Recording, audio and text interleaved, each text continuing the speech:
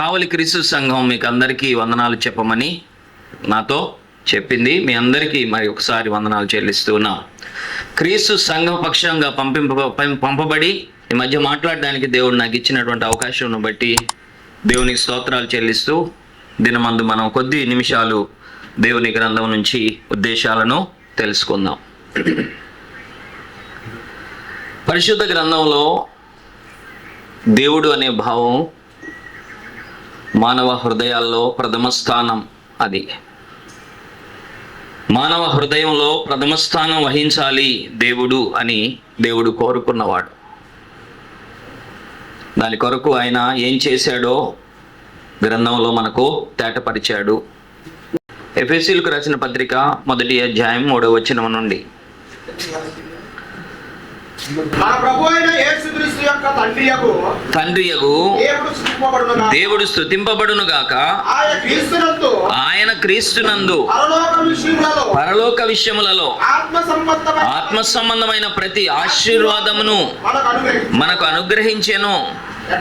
ఎట్లనగా తన ప్రియుని యందు తాను ఉచితముగా మనకు అనుగ్రహించిన తన కృపా మహిమకు కీర్తి కలుగునట్లు తన చిత్త ప్రకారమైన దయా సంకల్పము చొప్పున క్రీస్తు ద్వారా తనకు కుమారులుగా స్వీకరించుటకై మనలను ముందుగా తన కోసము నిర్ణయించుకొని మనము తన ఎదుట పరిశుద్ధులమును నిర్దోషములను ఉండవలెనని జగత్తు పునాది వేయబడక మునుపే ప్రేమ చేత క్రీస్తులో మనలను ఏర్పరచుకొనెను. జగత్తు పునాది వేయబడక మునుపే ఈ ఉద్దేశాన్ని ఆయన నిర్ణయించాడు.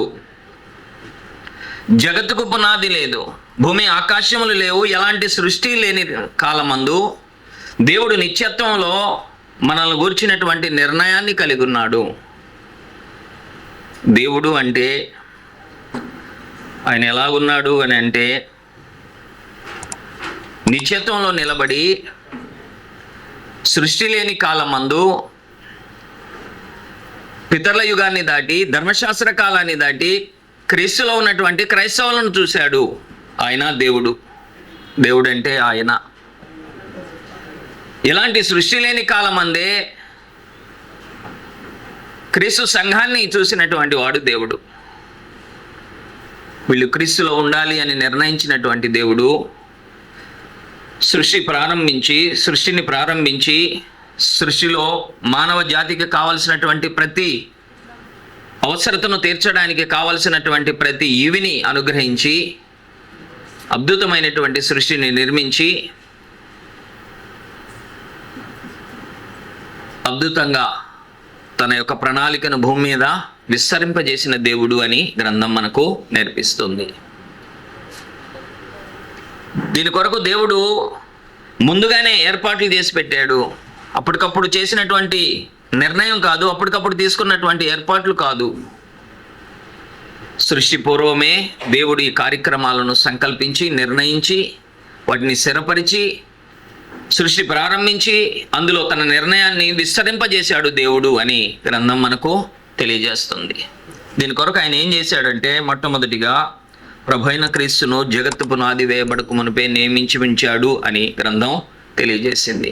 పేతురు రాసినటువంటి 1వ పత్రిక 1వ అధ్యాయము 18, 19, 20 వచనాల్లో మనం చదివినట్లయితే, పితృ పారంపర్యమైన మీ వ్యర్థ ప్రవర్తనలు విడిచిపెట్టునట్లు వెండి బంగారముల వంటి క్షయవస్తువుల చేత మీరు విమోచించబడలేదు గాని అమూల్యమైన నిష్కలంకమైన గొర్రెపిల్ల వంటి క్రీస్తు రక్తము చేత మీరు విమోచించబడితరని మీరు ఎరుగుదురు గదా.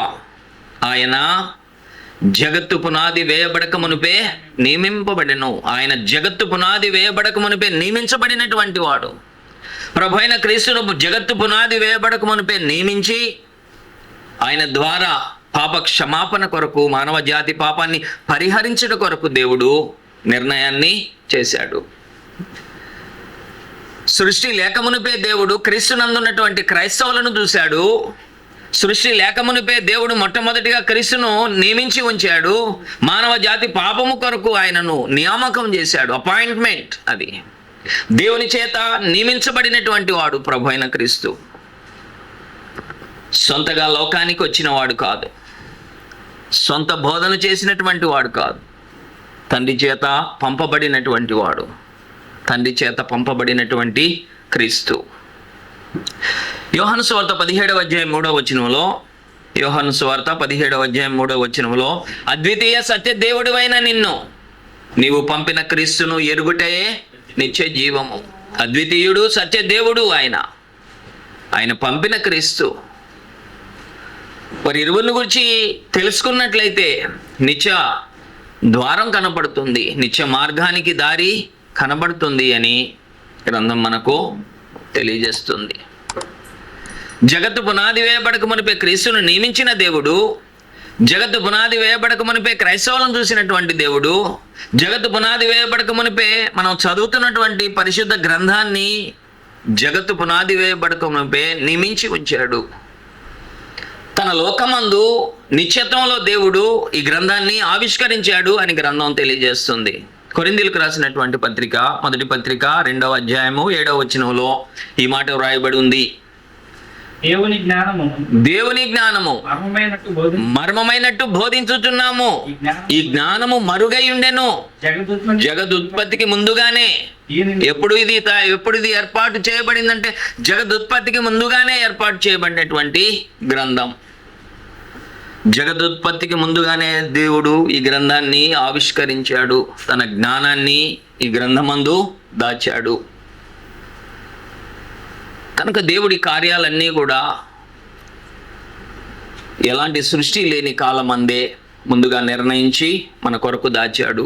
ఎందుకు దేవునికి మనం భయపడాలి, ఎందుకు మేము దేవునికి లోబడాలి అంటే, సమస్తాన్ని నీకు అనుగ్రహించిన దేవుడు, బ్రతకడానికి అవకాశం ఇచ్చినటువంటి దేవుడు, బ్రతుకుని దిద్దుకోవటానికి గ్రంథాన్ని ఇచ్చిన దేవుడు.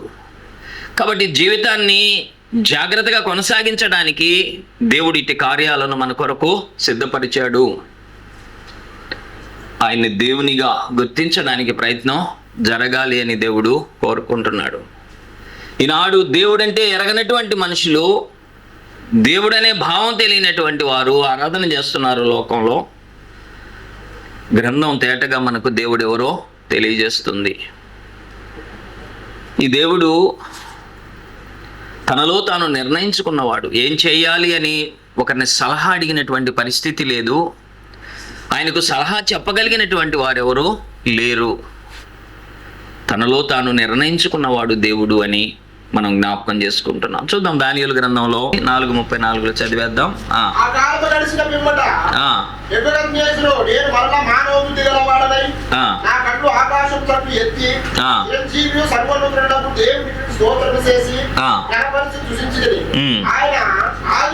ఆయన ఆధిపత్యము చిరకాలం వరకు, ఆయన రాజ్యము తరములకునున్నవి. భూనివాసులందరూ ఆయన దృష్టికి ఎన్నికకు రానివారు. ఆయన పరలోక సేనల ఎడలను భూనివాసుల ఎడలను తన చిత్తము చొప్పున జరిగించువాడు. ఆయన చేయి పట్టుకొని నీవేమి చేయుచున్నావని ఆయనతో చెప్పుటకు ఎవడును సమర్థుడు కాడు. ఎవరు సలహా చెప్పేటువంటి పరిస్థితి ఉండదు. దేవుడు తనలో తాను నిర్ణయించుకున్న దేవుడు. ఆయన ఏం చేయాలనుకున్నాడో, భూమి మీద ఎలాంటి కార్యక్రమాలను సంకల్పించాలనుకున్నాడో తనలో తాను నిర్ణయించుకున్నటువంటి వాడు. తన కార్యాలన్నీ సంపూర్ణం చేసుకున్నటువంటి వాడు. తన కార్యాలను ముందుగా సిద్ధపరచుకున్నటువంటి వాడు దేవుడు.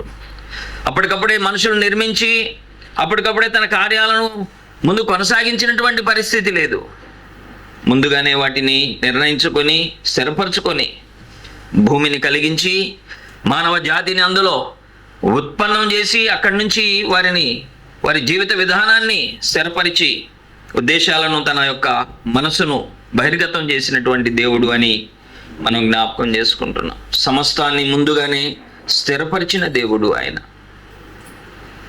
కనుక దేవుడు అనేటువంటి భావం ప్రథమ స్థానం మానవ జీవితంలో.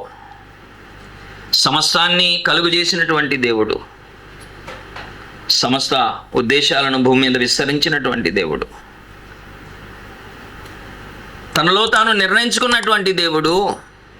ఆదికాండం 1వ అధ్యాయంలో 26వ వచనంలో మానవ నిర్మాణం గురించి ఆలోచన కలిగి ఉన్నాడు.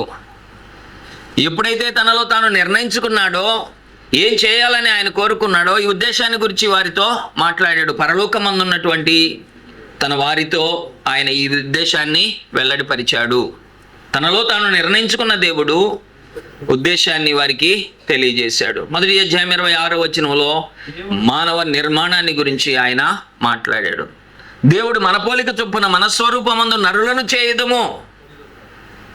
మన పోలిక చొప్పున మన స్వరూపమందు నరులను చేయదము. పైన రూపాన్ని గురించి మాట్లాడలేదు, లోపల ఉన్నటువంటి స్వరూపాన్ని గురించి ఆయన పోలికను గురించి మాట్లాడుతున్నాడు.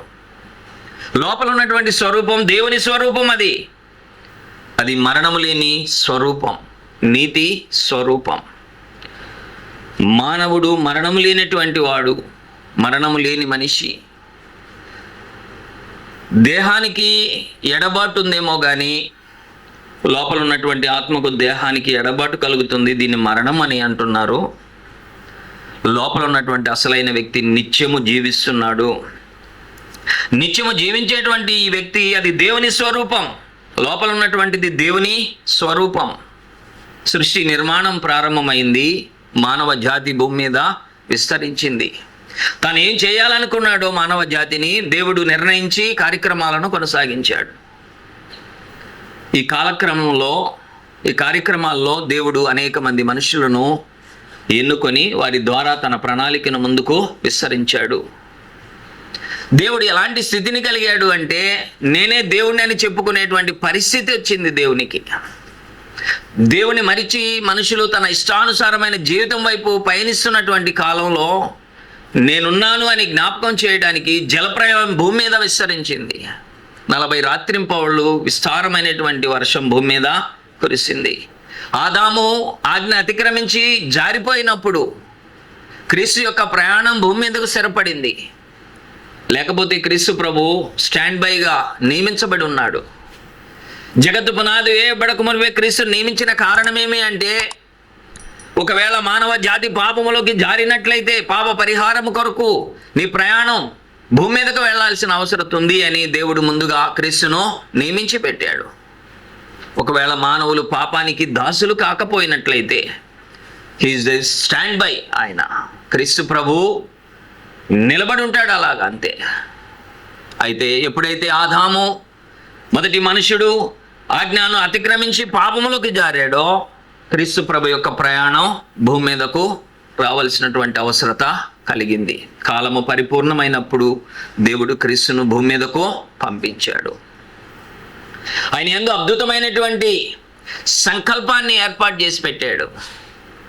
దేవుడు తాను నిర్ణయించుకున్నటువంటి నిర్ణయాన్ని భూమి మీద ఇంప్లిమెంట్ చేశాడు, విస్తరించాడు భూమి మీద. అద్భుతమైనటువంటి కార్యక్రమాలు, దేవుని ప్రణాళిక భూమి మీద కొనసాగింది. దేవుణ్ణి ఎరగనటువంటి మానవులు దేవుణ్ణి తెలుసుకునే దిశగా తన ప్రణాళికను ఆయన రూపొందించాడు. దాంట్లో భాగంగా పితరుల యుగం కొనసాగింది. ఆదికాండం 50 అధ్యాయాల్లో 2500 సంవత్సరాల కాలానికి సంబంధించినటువంటి చరిత్ర దాగి ఉంది. దాన్ని పితరుల యుగము అన్నాడు. అక్కడి నుంచి నిర్గమకాండము ధర్మశాస్త్రాన్ని ఇచ్చే కాలం నాటి నుండి అపోస్తుల కార్యం 2వ అధ్యాయం వరకు ధర్మశాస్త్ర కాలం కొనసాగింది. 1500 సంవత్సరాల కాలం గడిచింది. అపోస్తుల కార్యం 2వ అధ్యాయం ఈనాటి వరకు 2022 సంవత్సరాల కాలం జరుగుతూ ఉంది. దీన్ని క్రైస్తవ కాలము లేక క్రైస్తవ యుగము అన్నాడు. దేవుడు తన మహాప్రేమ చేత భూమి మీద తన ప్రణాళికను విస్తరిస్తున్నాడు. ఈనాడు తేటగా గ్రంథాన్ని తెలుసుకోవడానికి మనకు అవకాశాన్ని ప్రసాదించాడు. పితరుల యుగములో దేవుని ఉద్దేశాలు కనపడినట్టుగా ఉన్నటువంటి కాలంలో ఆయన నమ్మినటువంటి వారిని వినియోగించుకొని తన ప్రణాళికను దేవుడు భూమి మీద విస్తరించాడు. నోవాను పిలిచినప్పుడు దేవుడంటే తెలియనటువంటి భావం. వర్షం కురిపించబోతున్నాను అంటే, ఆకాశం నుంచి వర్షం పడుతుంది అంటే నమ్మటానికి అసాధ్యమైనటువంటి పరిస్థితి. ఆ దినాలందు వర్షం ఎలా ఉంది అంటే, భూమిలో నుంచి ఆవిరి లేచి నేలను తడిపి పంటలు పండే కార్యక్రమం జరుగుతుంది. నోవా ప్రకటిస్తున్నాడు, ఆకాశం నుంచి దేవుడు వర్షాన్ని కురిపించబోతున్నాడు అని. నమ్మటానికి అవకాశం లేని పరిస్థితి. అనేక మంది నమ్మలేనటువంటి వారై నిలబడ్డారు, 8 మంది మాత్రమే రక్షించబడ్డారు నీటి ప్రవాహం నుండి అని గ్రంథం మనకు తేటపరుస్తుంది. అక్కడి నుంచి అబ్రహాం అనేటువంటి ఒక విశ్వాసిని దేవుడు కనుగొన్నాడు. అద్భుతంగా అబ్రహాముతో ఒక వాగ్దానం చేశాడు. ఇది ఏకపక్ష నిర్ణయం దేవునిది. నోవాతో చేసింది, ఆదాముతో చేసింది, నోవాతో చేసింది, అబ్రహాముతో చేసింది, దావీదుతో చేసింది. ఏకపక్ష నిబంధన అది. నేను దేవుణ్ణి, మీరు నా మాట వినాలి అని చేశాడు ఆయన. అలా చేస్తూ వారిని కనుగొని వారి ద్వారా తన కార్యక్రమాలను భూమి మీద విస్తరించాడు. ఆ క్రమంలో 12వ అధ్యాయంలో అబ్రహామును ఎన్నుకొని అబ్రహాము ద్వారా కార్యక్రమాన్ని కొనసాగించాడు. అబ్రహాముకు ఒక వాగ్దానం చేశాడు. అబ్రహాముకు చేసినటువంటి వాగ్దానం ధర్మశాస్త్రం రావడానికి కారణమైంది.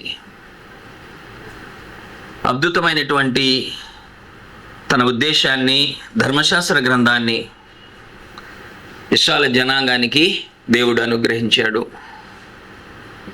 వారితో చేసినటువంటి నిబంధన బహు విచిత్రమైనటువంటి నిబంధన. అది వివాహ నిబంధన అన్నాడు. ఇరుపక్ష సమ్మతి చొప్పున జరిగినటువంటి నిబంధన. బానిసత్వంలో ఉన్నటువంటి ఇశ్రాయేలు జనాంగము బానిసలుగా బ్రతుకుతున్నటువంటి కాలంలో వారి మొరను దేవుడు ఆలకించాడు. 430 సంవత్సరాలు గడిచిన తరువాత బానిసత్వంలో కొట్లాడుతున్నటువంటి ఇశ్రాయేలు జనాంగం యొక్క మొరను దేవుడు ఆలకించి అబ్రహాముకు చేసినటువంటి నిబంధనను జ్ఞాపకం చేసుకొని వారిని బయటికి తీసుకురావడానికి మోషే అనే నాయకుడిని ఎన్నుకున్నాడు. కనుక దేవుడు మోషేను నాయకునిగా ఎన్నుకొని కార్యక్రమాన్ని కొనసాగించాడు. వారు ఊహించని రీతిగా ఇశ్రాయేలు జనాంగాన్ని నడిపించాడు దేవుడు. వారికి అద్భుతమైనటువంటి కార్యాలను వారి జీవితాల్లో చేశాడు. తన బాహు మీద వారిని మోసాడు. బానిసత్వం నుంచి విడుదల చేసి ఐగుప్తు దాస్యం నుంచి విడిపించి వారిని ఎర్ర సముద్రంలో బాప్తీసం ఇచ్చి దాటించి బయటికి తీసుకొచ్చి పరిశుద్ధులు అని లోకానికి చూపించాడు. ఎర్ర సముద్రంలో వారికి బాప్తీసం జరిగింది. కొరింథీయులకు రాసినటువంటి మొదటి పత్రిక 10వ అధ్యాయం ఈ విషయాన్ని దృఢపరుస్తుంది. కొరింథీయులకు రాసినటువంటి మొదటి పత్రిక 10వ అధ్యాయం మొదటి వచనాల్లో, సహోదరులారా ఈ సంగతి మీకు తెలియకుండా నాకు ఇష్టం లేదు. ఏదనగా మన పితరులందరూ మేఘము కింద నుండిరి, వారందరూ సముద్రములో నడిచిపోయిరి.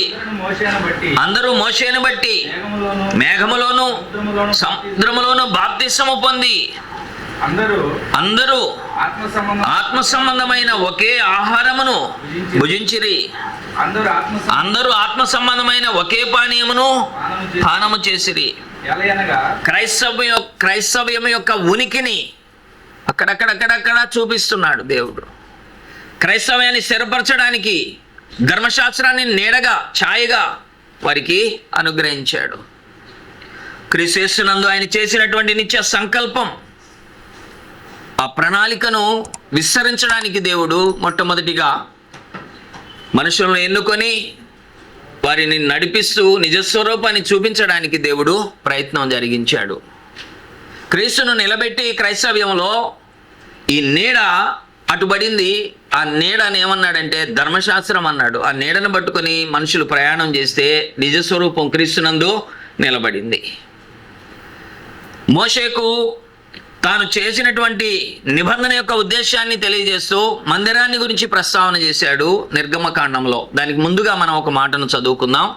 ఇశ్రాయేలు జనాంగానికి నిబంధన ఇచ్చిన దేవుడు 19వ అధ్యాయంలో వారికి నిబంధనను చేశాడు. ఆ నిబంధన వివాహ నిబంధన వంటి నిబంధన జరిగించాడు. ఇది బైలిటరల్ కవెనెంట్ అన్నాడు. ఇది వివాహ నిబంధనను పోలినటువంటిది, ఇరు సమ్మతి చొప్పున జరిగినటువంటి నిబంధన. చదువుదాం మాట. 19వ అధ్యాయం 5వ వచనంలో, నిర్గమకాండం 19వ అధ్యాయం 5వ వచనంలో, కాగా మీరు నా మాట శ్రద్ధగా విని నా నిబంధనను అనుసరించి నడిచిన ఎడల మీరు సమస్త దేశములలో నాకు స్వకీయ సంపాద్యముగా నుందురు. సమస్త భూమియు నాదే కదా. మీరు నాకు యాజక రూపమైన రాజ్యముగాను పరిశుద్ధమైన జనముగాను ఉందిరని చెప్పాను. కనుక దేవుడు నిబంధన ఇవ్వటానికి సిద్ధపడ్డాడు. ఈ నిబంధన ఎలాంటి నిబంధన అంటే, మోషేని పిలిచాడు కొండ మీదకి. మోషే, ఈ ప్రజలతో నేను ఒక నిబంధన చేయబోతున్నా. వారు నా మాట శ్రద్ధగా విని నన్ను అంగీకరించిన ఎడల వారిని నేను వివాహం ఆడబోతున్నాను అని చెప్పాడు. వారికి నేను దేవుడినై ఉంటాను, వారికి నేను భర్తనై ఉంటాను. నా మాటకు వాళ్ళు లోబడి బ్రతకాలి. దీనికి వాళ్ళకి ఇష్టమో లేదో కనుక్కోమని మోషేను కిందకి పంపించాడు. మోషే కిందకు వచ్చి ఇశ్రాయేలు జనాంగాన్ని కూడగట్టి ఈ ఉద్దేశాన్ని తేటగా తెలియజెప్పేశాడు. అయ్యా, దేవుడు ఇలాగ అంటున్నాడు, మీకు ఇష్టమేనా? వాళ్ళు అంటున్నారు, ఇంతకంటే మంచి వరుడు మాకు ఎక్కడ దొరుకుతాడు? ఇంతకంటే మంచి దేవుడు మాకు ఎక్కడ దొరుకుతాడు? ఎర్ర సముద్రాన్ని పాయలుగా చించినటువంటి దేవుడు, ఆహారాన్ని అద్భుతంగా కుమ్మరించినటువంటి వాడు, నడవలేని ప్రదేశాల్లో మమ్మల్ని నడిపించినటువంటి దేవుడు, ఇంతకంటే గొప్ప దేవుడు మాకు దొరకడు. కాబట్టి మేము మాటను అంగీకరిస్తాం, ఆయన చెప్పినటువంటి మాటను అంగీకరించి లోబడి బ్రతుకుతామని వారు నిబంధనకు ఒప్పుకున్నారు. కాబట్టి ధర్మశాస్త్ర నిబంధన ఇశ్రాయేలు జనాంగానికి ఇవ్వబడింది. ఆ నిబంధనలు ఏం చేయాలో వగైరా విషయాలన్నీ కూడా చక్కగా తెలియజేశాడు. ధర్మశాస్త్రంలో మరణం ఉంది. ధర్మశాస్త్రంలో ఏం దాచాడు దేవుడు అంటే మరణం. మీరు పాపము చేస్తే చనిపోతారు, మీరు పాపము చేస్తే చావుంది అనేటువంటి భయాన్ని ధర్మశాస్త్రంలో పెట్టాడు. ధర్మశాస్త్ర నిబంధన చంపేస్తుంది మనిషిని. తప్పు చేసినటువంటి వాడు చనిపోవాలి అనేటువంటి నియమం ఉంది అందులో. అందుకు భయపడ్డారు మనుషులు ధర్మశాస్త్రంలో. ఈనాడు క్రైస్తవులకు భయం లేదంటే కారణం ఏంటంటే మరణం లేదు ఇందులో. మరణాన్ని అదృశ్యం చేశాడు దేవుడు, ఆత్మీయ మరణంగా మార్చాడు, దాన్ని భ్రష్టత్వానికి అప్పగించాడు మనిషిని. కాబట్టి ఈరోజు భయం తగ్గింది మనుషుల్లో. దేవుడు అంటే భయం లేకపోవడానికి కారణం ఏమంటే భౌతికమైన మరణం రావట్లా. పాత నిబంధన గ్రంథంలో, ధర్మశాస్త్రంలో, మందిరంలో పనిచేస్తున్నటువంటి యాజకులు ఎంత భయపడేవాళ్ళు అంటే మనం ఊహించలేము ఆ భయాన్ని. తాడు కట్టుకొని లోపలికి పోయేటువంటి పరిస్థితి ఉంది. ఒకవేళ లోపల ఏం జరగబోతుందో, లోపలికి పోయినాడు బయటకు వస్తాడో లేదో తెలియనటువంటి భయం అది. ఇద్దరు మనుషులు ఉన్నారు, మీ అందరికీ తెలిసినట్టుగా. లేవీకాండం 10వ అధ్యాయంలో కనబడతారు. నాదాబు, అబీహు అనేటువంటి ఇద్దరు మనుషులు దేవుని మందిరములో చేయకూడనటువంటి కార్యాన్ని చేసి అగ్ని చేత కాల్చబడి చనిపోయారు లోపల. భయం ధర్మశాస్త్రం అంటే. దేవుని నిబంధనకు లోబడకపోతే చావుంది అని దేవుడు నిశ్చయంగా చెప్పేశాడు. పాపం చేసిన వాడు చావాలి అనేటువంటి నియమం ఉంది. విశ్రాంతి దినాన్ని పరిశుద్ధంగా ఆచరించినటువంటి వాడు రాళ్లతో ఒకటి చంపబడాలి అనేటువంటి భయం ఉంది అక్కడ. ఈరోజు ఆరాధనకి రాకపోయినా పెద్ద సమస్య ఏమీ లేదు. 10,000 రూపాయల జీతం ఇచ్చేటువంటి యజమానుడికి నమ్మకంగా పనిచేసేటువంటి మనుషులు సమస్తాన్ని అనుగ్రహించినటువంటి దేవునికి నమ్మకత్వాన్ని కనబరచలేనటువంటి వారు అయి ఉన్నారు. ఆరాధనకు రాలేదేమంటే ఈరోజు డ్యూటీ వేశారండి అనేటువంటి వారు లోకంలో ఉన్నారు. వీళ్ళు దేని కొరకు నియమించబడ్డారంటే దేవుని కంటే ఎక్కువగా తన ఉద్యోగాన్ని ప్రేమించేటువంటి స్థితికి వెళ్ళిపోయారు మనుషులు. కారణం ఏమంటే భయం లేని తత్వం. ఇది కృపాకాలం, కాలం కొనసాగుతుంది, వర్షం కురుస్తుంది, గాలి వీస్తుంది, సమృద్ధి దొరుకుతుంది, లోకంలో బ్రతికేస్తున్నాం మనుషులు. ధర్మశాస్త్రం అలాగ లేదు. ధర్మశాస్త్రం భయపెడుతుంది మనిషిని. పాపము చేసినటువంటి వాడు మరణానికి అప్పగించబడతాడు అనేటువంటి భయం వారిని ఆవరించింది. చదువుదాం మాట. లేవీకాండం 10వ అధ్యాయంలో నాదాబు, అబీహు గురించినటువంటి ఒక మాటను చదువుకొని దాటిపోదాం. అహరోను కుమారులైన నాదాబు ఏం చేశారు వాళ్ళు అంటే, వాళ్ళు దేవుడు చెప్పినటువంటి అగ్నిని కాకుండా వేరొక అగ్నిని తెచ్చి ధూపం వేయడానికి ప్రయత్నం చేశారు. దేవుడు తన ధర్మశాస్త్ర గ్రంథంలో ఒక నియమాన్ని ఏర్పాటు చేశాడు. నిత్యము అగ్నిగుండం మండుచుండాలి బయట, మందిరం వెలుపట నిత్యము అగ్నిగుండం మండుతుండాలి, ఆరిపోకూడదు అనేటువంటి నియమాన్ని తెలియజేశాడు. ఆ నిప్పులతో ప్రతి దినం కార్యక్రమం కొనసాగించాలి. దహన బలిని చేయాలి. బలిచ్చినటువంటి యొక్క జంతువు యొక్క కొవ్వును ఆ నిప్పుల్లో అల్లాడించాలి. ఆ నిప్పులను తీసుకొని లోపల ఉన్నటువంటి ధూపపీఠం మీద ధూపం వేయడానికి ప్రయత్నం జరిగించాలి. ఇది నియమం. ఇది దేవుడు చెప్పింది ధర్మశాస్త్రంలో. అయితే దానికి వ్యతిరేకంగా వాళ్ళు ఏం చేశారంటే, అగ్నిగుండం ఆరిపోయింది, వారు అజాగ్రత్తగా ఉన్నారు పని విషయంలో, లోపలికి వెళ్ళిపోయారు. ఇప్పుడు నిప్పు కావాల్సిన అవసరం వచ్చింది. పాలెంలో వేరొక అగ్నిని తీసుకొచ్చి ధూపం వేయడానికి ప్రయత్నం చేశారు. దేవుడు వెంటనే గమనించి వారి యొక్క అజ్ఞానాన్ని అడ్డగించి వారిని మూర్ఖత్వానికి తగిన గుణపాఠంగా వారిని మరణానికి అప్పగించాడు. బయట వెలుపట మోషే అహరోనులు భయంతో నిలబడి ఉన్నారు. వారికి ధైర్యం చాలక లోపలికి పోవడానికి, వారిని తీసుకురావడానికి ధైర్యం లేనటువంటి వారై బయట నిలబడ్డారు. వారి పినతండ్రి కుమారులను పిలిపించారు. వారు ధైర్యవంతులు. లోపల ఉన్నటువంటి శవాలను ఈడ్చుకురమ్మని వారు తెలియజేశారు. ఆ సమాజానికి ఒక ప్రకటన చేయబడింది. ప్రకటన ఏంటంటే, ఈ చనిపోయినటువంటి వాళ్ళు దేవునికి అవిధేయులు కాబట్టి వీళ్ళ గురించి ఎవరో ఏడవడానికి వీల్లేదు, వీళ్ళ శవాలను ఈడ్చి వెలుపట పారేయండి అన్నారు. అంత కఠినమైనటువంటిది ధర్మశాస్త్రం. అంత భయాన్ని కలిగించింది వారికి. ఆ భయం నుండి దేవుడు క్రైస్తవులను తప్పించి స్వతంత్రాన్ని ప్రకటించాడు. చదువుదన్నమాట. ద్వితీయోపదేశకాండంలో ధర్మశాస్త్రాన్ని ఇచ్చినప్పుడు ధర్మశాస్త్రంలో ఏముంది అనేటువంటి సంగతి రాయబడి ఉంది.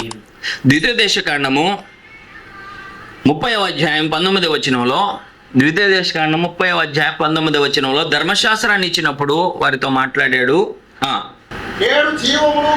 నేడు జీవమును మరణమును, ఆశీర్వాదమును శాపమును నేను మీ ఎదుట ఉంచి భూమి ఆకాశములను మీ మీద సాక్షులుగా పిలుస్తున్నాను అన్నాడు.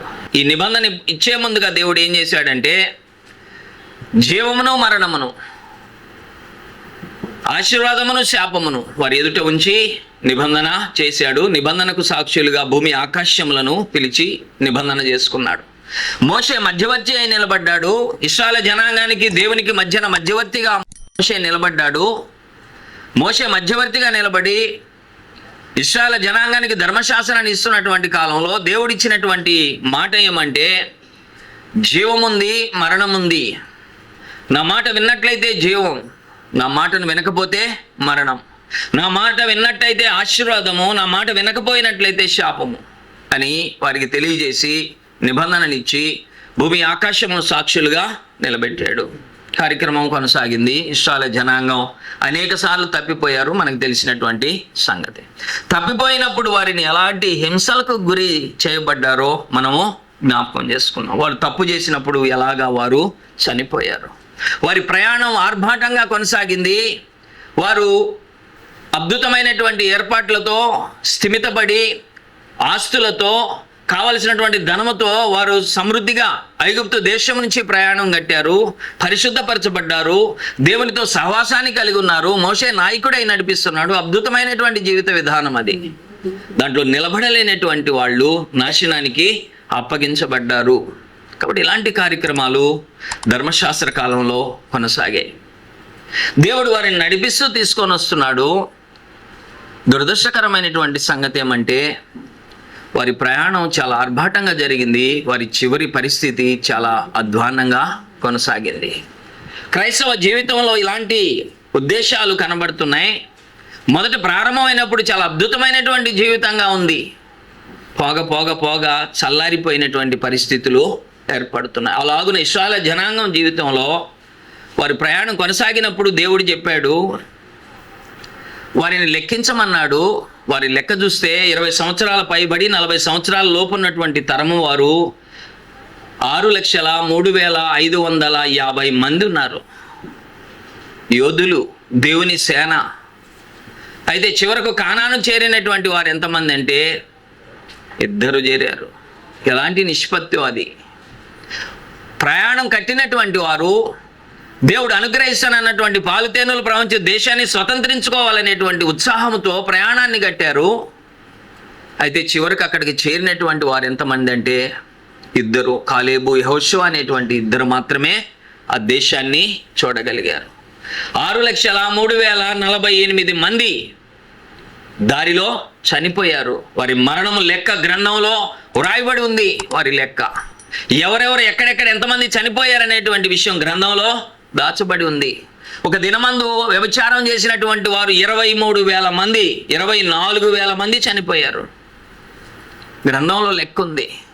అనేక మంది తెగుళ్ళ చేత చనిపోయినటువంటి వారు, సనిగి సంహారకుని చేత చనిపోయినటువంటి వారు, అనేక మంది వారి యొక్క ప్రాణాలను విడిచినట్టుగా మనం చూస్తున్నాం. ధర్మశాస్త్రంలో మరణం దాచిపెట్టాడు దేవుడు.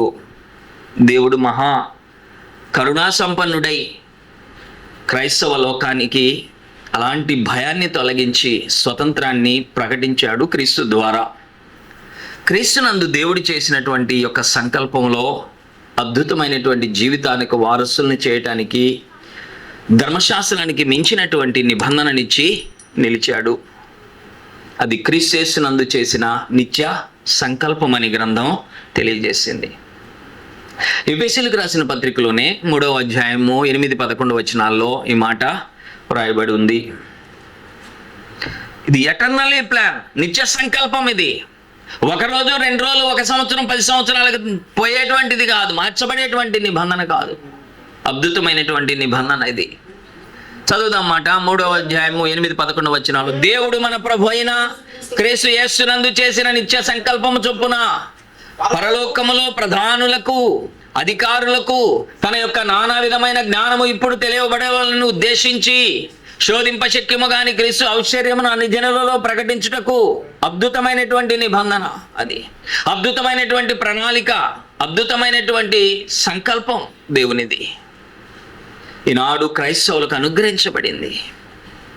భౌతికమైనటువంటి ధర్మశాస్త్రాన్ని భౌతికత్వంలో కనబడాలని మనుషులు పడినటువంటి ప్రయాసమును కొట్టివేసి క్రీస్తునందు ఆత్మ సంబంధులుగా ఎదిగించడానికి దేవుడు క్రైస్తవ్యాన్ని ప్రసాదించాడు. ఇది ఆచార వ్యవహారమైనటువంటి ఉద్దేశం కాదు అని గ్రంథం తెలియజేస్తుంది. మనుషులు ఆచార వ్యవహారంగా కొనసాగించడానికి అవకాశం ఉండదు. క్రొత్త నిబంధన చట్టం అద్భుతం. క్రైస్తవ జీవిత విధానం అమోఘమైనటువంటి జీవిత విధానం. హెచ్చించాడు దేవుడు అద్భుతంగా మనుషుల్ని. క్రీస్తునందు ఆయన చేసినటువంటి సంకల్పంలో మనుషులు ఎక్కడున్నారు అంటే ఉన్నతమైన స్థానమందు దేవుడు నిలబెట్టేశాడు. పనికి రానటువంటి జీవితంలో కొట్లాడుతున్నటువంటి మానవుణ్ణి, పాప బురదలో పొరలాడుతున్నటువంటి వాడిని క్రీస్తు రక్తంలో ముంచి కడిగి శుద్ధీకరించి దాటించాడు. అద్భుతమైనటువంటి ఏర్పాటు అది అని గ్రంథం తెలియజేసింది. పాపము నుండి పాప పరిహారం చేసి ప్రభు అయిన క్రీస్తును సిలువలో చంపి ఆయనను పశువుగా వధించి ఆయన రక్తము చేత పాప పరిహారం గావించాడు. హెబ్రీయులకు రాసిన పత్రికలో 2వ అధ్యాయం 9వ వచనంలో మనుషులందరి పాపము కొరకు క్రీస్తు మరణ అనుభవం, అది క్రీస్తు యొక్క మరణ అనుభవం జరిగింది. ఏ పాపం ఎరగనటువంటి పరిశుద్ధుడైనటువంటి ప్రభు సకల లోక మానవ జాతి పాపము కొరకు జగత్తు పునాది వేయబడక మునిపే నియమింపబడి కాలము పరిపూర్ణమైనప్పుడు ఆయన స్త్రీయందు పుట్టి ఈ భూమి మీద తన యొక్క దేవుని యొక్క చిత్తాన్ని సంపూర్ణంగా నెరవేర్చుట కొరకై ప్రతి మనుషుని కొరకు మరణ అనుభవాన్ని పొందినటువంటి వాడు. ఘోరమైనటువంటి శ్రమకు గురి చేయబడినటువంటి ప్రభువు, క్రీస్తు రక్తంలో కడగబడినటువంటి వారు.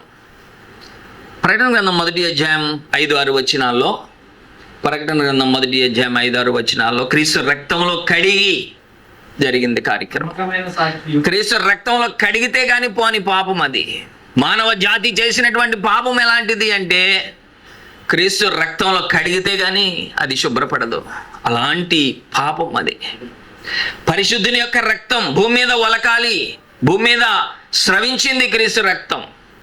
మానవ పాపము కడగబడింది, కడిగి పరిశుద్ధపరచబడింది. చదవండి మాట.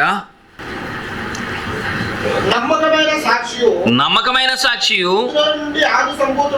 ఆది సంభూతునిగా లేచిన భూపతులకు అధిపతి అయిన భూపతులకు అధిపతి అయిన యేసుక్రీస్తు నుండియు యేసుక్రీస్తు నుండి కృపా సమాధానములు మీకు కలుగునుగాక. కలుగునుగాక. ఆయనను ప్రేమించుచు మనలను ప్రేమించుచు తన రక్తము వలన మన పాపము నుండి మనకు విడిపించిన వానికి, కింద ఫుట్ నోట్లో రాశాడు, 4వ నంబరు కింద ఫుట్ నోట్లో రాశాడు, రక్తంలో కడిగాడు. రక్తంలో కడిగితేనే పోయేటువంటి పాపం మానవునిది. కడిగి ఏం చేశాడంటే, ఇప్పుడు మీరు గొప్ప స్థితిమంతులు అని దేవుడు ఉన్నతమైనటువంటి స్థానంలో నిలబెట్టాడు. అయితే క్రైస్తవులు అంటారు మేము స్థితి లేని వారం అని అంటున్నారు. ఎంత ఉన్నతమైన స్థితికి దేవుడు ఎదిగించాడో అది గుర్తించలేనటువంటి వారై వారి స్థాయిని తగ్గించుకొని మనుషులు బ్రతుకుతున్నారు. ఎలాంటి స్థితికి దేవుడు వారిని హెచ్చించాడు అంటే, ఎఫెసీయులకు రాసిన పత్రిక మొదటి అధ్యాయం 22వ వచనంలో ఈ మాట వ్రాయబడి ఉంది. మొదటి అధ్యాయము 22వ వచనం. సమస్తము ఆయన పాదముల కింద ఉంచి సమస్తము పైన ఆయనను సంఘమునకు శిరస్సుగా నియమించను. ఆ సంఘము ఆయన శరీరము. ఉన్నతమైనటువంటి స్థానంలో సంఘాన్ని నిలిపాడు. నీ స్థాయి హెచ్చించాడు ఆయన. నీ స్థాయి తక్కువైంది కాదు అని హెచ్చించి చూపించాడు. నువ్వు కడగబడిన తరువాత అలాంటి స్థాయిలోకి నువ్వు వెళ్ళిపోయావు. నువ్వు సామాన్యులు కాదు క్రైస్తవులు. క్రీస్తు రక్తంలో కడగబడినటువంటి వారు, క్రీస్తును ధరించుకున్నటువంటి వారు సామాన్యులు కాదు. వారు యాజకత్వం చేయటానికి సమర్థులు. వారు మందిరంలో యాజకులు ఎలాంటి యాజకత్వాన్ని కొనసాగించారో అలాగున క్రీస్తు ప్రధాన యాజకుడైతే క్రీస్తు తరువాత స్థానంలో నిలబడి దేవునికి యాజకత్వాన్ని చేయటానికి నియమించబడినటువంటి జనసమూహం అదే అని గ్రంథం తెలియజేస్తుంది. పేతురు రాసినటువంటి మొదటి పత్రిక 2వ అధ్యాయం 9వ వచనంలో, పేతురు రాసిన మొదటి పత్రిక 2వ అధ్యాయం 9వ వచనం, అయితే మీరు చీకటిలో నుండి ఆశ్చర్యకరమైన తన వెలుగులోనికి మిమ్మల్ని పిలిచిన వాని గుణాతిశయములను ప్రచురపరచు నిమిత్తం ఏర్పరచబడిన వంశం. కులానికి సంబంధం లేదు, ఇది కులాలతో పని లేదు. ఇది ఏర్పరచబడినటువంటి ఏర్పాటు, ఏర్పరచబడినటువంటి వంశం. అది క్రీస్తు యేసునందు దేవుడు చేసినటువంటి ఏర్పాటు, అద్భుతమైనటువంటి ఏర్పాటు. అది నేను ఏ కులానికి సంబంధించిన వాడిని కాదు, నేను క్రీస్తు యొక్క వంశంలో నిలబడినటువంటి వాడిని. దేవుడు తీసుకెళ్ళి నన్ను క్రీస్తు యొక్క వంశంలో నిలబెట్టేశాడు. ఇంతకంటే మించినటువంటి ఖ్యాతి ఏంటో మనుషులకి నాకు అర్థం కాల. ఇంతకంటే ఘనత ఉందా? క్రీస్తు వంశంలో నన్ను చేర్చాడు దేవుడు. ఇది ఉన్నతమైనటువంటి స్థానం. అంటే మనుషులు దిగజారుడుతనంతో కడగబడిన సంగతి పంది మర్చిపోయినట్టు, కక్కిన సంగతి కుక్క మర్చినట్టుగా కార్యక్రమం కొనసాగుతుంది. కాబట్టి జాగ్రత్త పడాలి అనేటువంటి విషయాన్ని గురించి మనం జ్ఞాపకం చేసుకుంటున్నాం. దేవుడు మనకిచ్చినటువంటి స్థాయి ఎంతటి ఉన్నతమైనటువంటి స్థాయి. చీకటిలో ఉన్నాం, పాపములో ఉన్నాం, అక్కడి నుంచి స్వార్థమానం అనేటువంటి వెలుగుతో మనల్ని ఆకర్షించి తన యుద్ధకు పిలిచి అద్భుతమైనటువంటి పరలోక సంబంధమైన పిలుపులో మనల్ని భాగస్థులను చేసి నమ్మటానికి అవకాశాన్ని ప్రసాదించి హృదయస్థితిని మార్చి మనసు మార్చుకొని క్రీస్తునందు పరిశుద్ధపరచబడినటువంటి వారముగా, రక్తములో కడగబడినటువంటి వారమై బాప్తిస్మం మహత్కార్యము ద్వారా దేవుడు మనల్ని హెచ్చించాడు పైకి. ఉన్నతమైన స్థానం అది. క్రైస్తవులు ఉన్నతమైనటువంటి స్థితి కలిగినటువంటి వారు. దిగటానికి వీలుండదు, కిందకి దిగజారుడుతనం ఉండకూడదు. ఉన్నతమైనటువంటి స్థానం అది. లోకంలో ఉన్న వారందరికంటే గొప్పగా ఉన్నదంతా క్రీస్తు పాదాల కింద తొక్కి సమస్తము పైన క్రీస్తును నిలబెట్టాడు. ఎక్కడుంది సంఘం అంటే క్రీస్తు ఉన్నతమైన స్థానంలో నిలబెట్టి క్రీస్తు శిరస్సుగా నిలబడ్డాడు. అక్కడుంది, హై లెవెల్లో ఉంచాడు. అధికమైనటువంటి స్థానం అది. కడగబడినటువంటి వారు తాము ఏమై ఉన్నారనేటువంటి సంగతిని గురించి ఆలోచన చేయాలి అని గ్రంథం తెలియజేస్తుంది. చదువుదాం మాట. ఎఫెసీయులకు రాసిన పత్రిక 4వ అధ్యాయం 22వ వచనంలో, ఎఫెసీ 4వ అధ్యాయం 22వ వచనంలో, కావున మునుపటి ప్రవర్తన విషయంలోనైతే మోసకరమైన దురాశ చేత చెడిపోవు మీ ప్రాచీన స్వభావమును వదులుకొని మీ చిత్తవృత్తి యందు నూతన పరచబడిన వారై నీతియు యథార్థమైన భక్తియు గల వారై దేవుని పోలిన నవీన స్వభావమును ధరించుకొనుడి. క్రొత్త స్వభావంలోకి మార్చబడటం అది. పాత స్వభావాన్ని విడిచిపెట్టి కొత్త స్వభావంలోకి మార్చబడడం. క్రైస్తవ్యం అంటే పాత జీవితాన్ని వదులుకొని కొత్త జీవితంలోకి ప్రవేశించడం. జీవిత అనుభవం ఇది. జీవితంలో అనుభవించాల్సినటువంటి సంగతి ఇది. ఈ జీవిత అనుభవంలోకి గనక రాకపోయినట్లయితే అది పాత జీవితమే. మారామన్నటువంటి మాటే కానీ ఎలాంటి మార్పు ఆ జీవితంలో కనపడదు. గ్రంథంలో ఒకసారి ప్రభువైన క్రీస్తు ఒక ప్రాంతానికి వచ్చినప్పుడు ఒక గుడ్డివాడు ఆయన ఎదుటికి వచ్చాడు. గుడ్డివాడిని చూసి ఒక ప్రశ్న అడిగారు వాళ్ళయ్యా, ఈ గుడ్డివాడిగా పుట్టడానికి తన తల్లిదండ్రులు పాపం చేశారా, ఇతను పాపం చేశాడా అని. ప్రభువైన క్రీస్తు అన్నాడు, ఇతను పాపం చేయలేదు, ఇతని తల్లిదండ్రులు కూడా పాపం చేయలేదు, కానీ దేవుని కుమారుడు మహిమపరచబడడానికి గుడ్డివాడుగా పుట్టాడు అని అతని మీద జాలిపడి బురద చేసి తన ఉమ్మి వేసి బురద చేసి కళ్ళకు పూసి సిలువను కోనేటిలో కడుక్కోమని చెప్పేశాడు. గుడ్డివాడి కళ్ళు వచ్చినాయి. చుట్టుపక్కల ఉన్న ప్రాంతం అంతా తెలిసిపోయింది విషయం.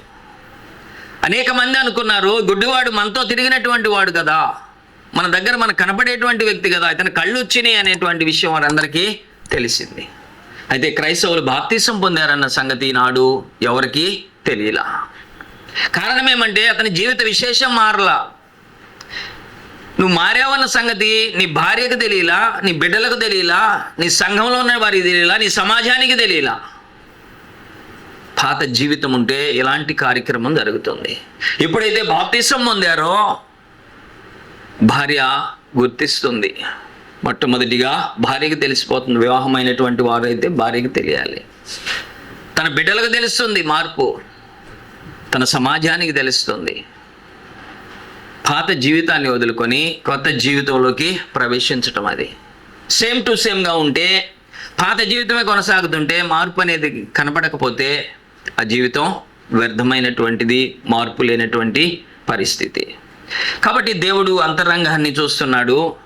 క్రైస్తవ్యంలో ఏం దాచాడు అంటే మరణాన్ని బయటకు నెట్టి నిత్య జీవాన్ని లోపలికి తీసి నిబంధన చేశాడు. ఎవరైతే ఈ మాటకు లోబడతారో, ఈ నిబంధనలో నిలుస్తారో వారికి నిత్య జీవం దొరుకుతుంది అనేటువంటి ధైర్యాన్ని క్రీస్తు ప్రభు తండ్రైన దేవుని ద్వారా అభయమిచ్చి నిలబడ్డాడు. కాబట్టి నిత్య జీవాన్ని పొందటానికి ఇది అద్భుతమైనటువంటి మార్గం. జీవితాన్ని దిద్దుకోవటానికి అవసరం అయినటువంటి సంగతులు ఇందులో దాచబడి ఉన్నాయి. అపోస్తుల బోధలో పాపాన్ని తప్పించుకునేటువంటి ఏర్పాటు చేయబడింది. అపోస్తుల బోధలో స్థిరమైన క్రైస్తవాన్ని కొనసాగించడానికి కావలసినటువంటి అవకాశాలను దాచిపెట్టాడు. అద్భుతమైనటువంటి నిబంధన, క్రీస్తు యేసు మధ్యవర్తిగా నిలబడి నిబంధనను అనుగ్రహించాడు దేవుడు. ఒక మాటను చదివి మనం ముగించేసుకుందాం. హెబ్రీలకు రాసిన పత్రిక, అనేక సంగతులు హెబ్రీలకు రాసిన పత్రికలో ఉన్నాయి. 7వ అధ్యాయం, 8వ అధ్యాయం, 9వ వచనాన్ని మీరు ఇంటి దగ్గర చదువుకోండి. అద్భుతమైనటువంటి సంగతులు క్రీస్తు ద్వారా దేవుడు అనుగ్రహించిన ఈ నిబంధనను గురించినటువంటి ఉద్దేశాలు వ్రాయబడి ఉన్నాయి. చూడండి, నిబంధన ఇవ్వటానికి ముందుగా హెబ్రీలకు రాసిన పత్రిక 7వ అధ్యాయం 11వ వచనంలో ఒక మాట వ్రాయబడి ఉంది. ఆ లేవీయులు యాజకులై ఉండగా ప్రజలకు ధర్మశాస్త్రం ఇవ్వబడెను. 7వ అధ్యాయం 11వ వచనంలో ఆ లేవీయులు యాజకులై ఉండగా ప్రజలకు ధర్మశాస్త్రం ఇవ్వబడెను గనుక ఆ యాజకుల వలన సంపూర్ణ సిద్ధి కలిగిన అహరోను క్రమంలో చేరిన వాడని చెప్పబడక మెల్కిసెదెకు క్రమంలో వేరొక యాజకుడు రావాల్సిన అవసరమేమి? కాబట్టి యేసుక్రీస్తు రావాల్సినటువంటి అవసరత ఏం కలిగింది అనేటువంటి విషయాన్ని, పాత నిబంధనలో ఉన్నటువంటి ఉద్దేశాన్ని కొట్టివేసి క్రొత్త నిబంధన ఇచ్చాడు అనేటువంటి సంగతులను అనేక సమయాల్లో ఈ అధ్యాయాల్లో వ్రాయబడి ఉన్నాయి. క్రీస్తు యేసును మధ్యవర్తిగా నిలిపి నిబంధనను చేసినటువంటి దేవుడు, ప్రభువైన క్రీస్తు ప్రధాన యాజకుడై నిలిచినటువంటి ఉద్దేశాలు గ్రంథమందు చక్కగా వ్రాయబడి ఉన్నాయి. కనుక చూడండి, ఒక మాట 8వ అధ్యాయంలోనే, హెబ్రీయులకు రాసిన పత్రిక 8వ అధ్యాయం 6వ వచనంలో, ఈయనైతే ఇప్పుడు మరి ఎక్కువైన వాగ్దానమును బట్టి నియమింపబడి మరి ఎక్కువైన నిబంధనకు మధ్యవర్తి అయి ఉన్నాడు కనుక శ్రేష్టమైన సేవకత్వం పొంది ఉన్నాడు. ఈ యొక్క నిబంధనకు మధ్యవర్తిగా ప్రభువైన క్రీస్తును నిలబెట్టాడు. ఇది మరణ శాసనం. ప్రభు అయిన క్రీస్తు యొక్క మరణ శాసనమని 9వ అధ్యాయము 16వ వచనంలో ఈ మరణ శాసనాన్ని గురించి ఒక మాట వ్రాయబడి ఉంది. 15వ వచనం నుంచి మనం చదివేద్దాం.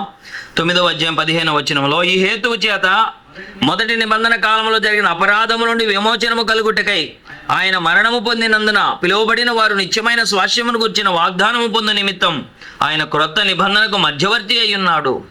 మరణ శాసనం ఎక్కడ ఉండునో అక్కడ మరణ శాసనం రాసిన వాని మరణము అవశ్యము. కనుక మరణ శాసనము రాసినటువంటి వాని యొక్క మరణం జరగాలి.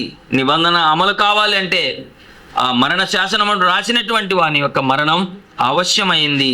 కనుక క్రీస్తు ప్రభు యొక్క మరణ అనంతరం అపోస్తుల కార్యం 2వ అధ్యాయంలో ఈ నిబంధన వెలుగులోకి వచ్చింది. అపోస్తుల కార్యం 2వ అధ్యాయంలో గొప్ప కార్యక్రమాలు జరిగినాయి. మొట్టమొదటిగా పరిశుద్ధాత్మ ముఖ్య అతిథిగా భూమి మీదకు దిగాడు. ఆయన ఏర్పాటులో ఆయన యొక్క అధ్యక్షతన కార్యక్రమాలు కొనసాగినాయి. అద్భుతమైనటువంటి నిబంధన ఆ దినమందు ప్రారంభమైంది. క్రీస్తు యొక్క చట్టం ప్రారంభమైంది. అపోస్తుల కార్యం 2వ అధ్యాయంలో సంఘస్థాపన జరిగింది. క్రీస్తు యొక్క చట్టం ప్రారంభమైంది. క్రీస్తు ప్రభు రాజుగా పట్టాభిషిక్తుడయ్యేటువంటి సంగతిని గ్రంథం తెలియజేసింది. ఇలాగా అద్భుతమైనటువంటి కార్యక్రమాలు అక్కడ కొనసాగినాయి. దేవుడు భూమి మీద తన కార్యక్రమాలను విస్తరించి పాత నిబంధనలో వారిని నడిపిస్తూ తీసుకొని వచ్చి నిజస్వరూపంలో క్రీస్తుని చూపించాడు. ధర్మశాస్త్రము రాబోచున్న మేలుల ఛాయ గలదియే గాని దాని నిజస్వరూపము గలది కాదు అని 10వ అధ్యాయం హెబ్రీయులకు రాసిన పత్రికలో రాయబడి ఉంది. కనుక నిజస్వరూపాన్ని చూపించడానికి పాత నిబంధనలో నుంచి తీసుకొని వచ్చి క్రీస్తును నిజస్వరూపంలో చూపించి అది క్రీస్తు సంఘమని, క్రీస్తు యొక్క చట్టమని, క్రీస్తు రాజ్యమని, దేవుని రాజ్యమని అనేక పేర్లతో ఈ దినమందు లోకంలో వెలుగొందుతుంది. అద్భుతమైనటువంటి ఏర్పాటు క్రీస్తునందు దేవుడు చేసినటువంటి నిత్య సంకల్పమని మనం జ్ఞాపకం చేసుకుంటున్నాం. ఇంతవరకు ఈ మాటలు విన్నందుకై మీ అందరికీ క్రీస్తు నామములో వందనాలు చెల్లిస్తూ నేను ముగిస్తున్నాను.